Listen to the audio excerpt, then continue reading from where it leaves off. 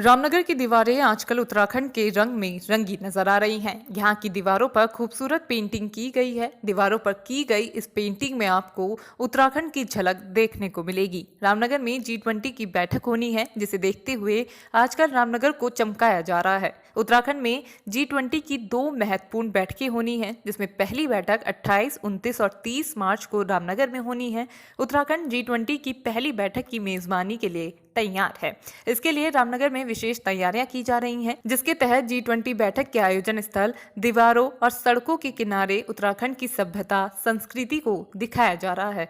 इस काम की जिम्मेदारी फाइन आर्ट में राष्ट्रीय पुरस्कार से सम्मानित होने वाली उत्तराखंड की पहली महिला कुसुम पांडे को दी गई है। बता दें कि फाइन आर्ट में राष्ट्रीय पुरस्कार से सम्मानित उत्तराखंड की पहली दृश्य कला आर्टिस्ट कुसुम पांडे और उनकी टीम ने 28, 29, 30 मार्च को होने वाली G20 की बैठक को लेकर दीवारों पर उत्तराखंड की संस्कृति को उकेरने का जिम्मा लिया है।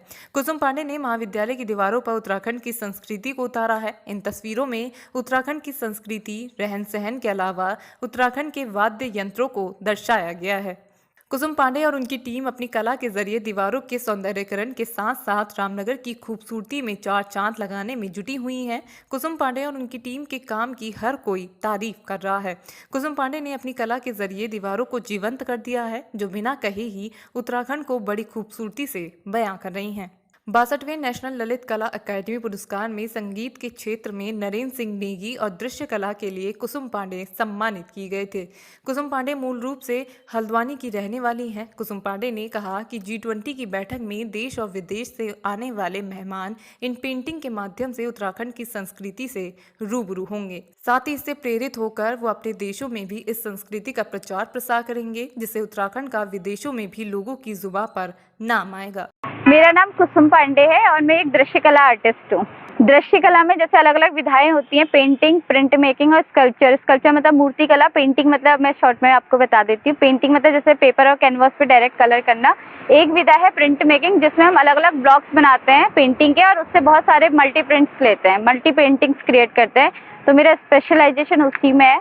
देखिए, अभी तो मुझे 10-11 साल हो गए इस फील्ड में। मुझे बहुत सारे सरकारी और मतलब हमारे नेशनल और इंटरनेशनल गैलरीज और उसमें पार्टिसिपेट करती रहती हूँ। बहुत जगह से अवार्ड भी हैं, लेकिन मेरा सौभाग्य है कि लास्ट ईयर मुझे 62वां जो नेशनल ललित कला अकादमी अवार्ड हुआ था, जिसमें संगीत में हमारे यहाँ से नरेंद्र सिंह नेगी जी थे, मालिनी अवस्थी जी थी। उनके साथ मुझे अपने यहाँ से दृश्य कला का जो अवार्ड मिला है। तो मैं पहली महिला कलाकार भी हूँ उत्तराखंड की जिसे ये सौभाग्य मिला, और जिन्हें मुझे दृश्य कला के क्षेत्र में ही मिला, और जिसमें उपराष्ट्रपति जी वेंकैया नायडू जी थे, जिन्होंने विज्ञान भवन में मुझे सम्मानित किया था। तो उसके बाद हमारे मुख्यमंत्री जी धामी जी ने भी सम्मानित किया, और वो सिलसिला चलता ही रहता है। वो हमारा प्रोफेशनल फील्ड है और हमें एक्टिव भी रहना पड़ेगा। यहाँ पे जो हम यहाँ पे उपस्थित हैं, ये हम लोग रामनगर में जो हम अभी कर रहे हैं, तो हम अपनी संस्कृति को यहाँ पे पेंट करने की कोशिश कर रहे हैं, क्योंकि G20 समिट होने वाला है, जिसमें अलग अलग देशों से मैंने बताया कि डेलीगेट्स यहाँ पे आने वाले हैं।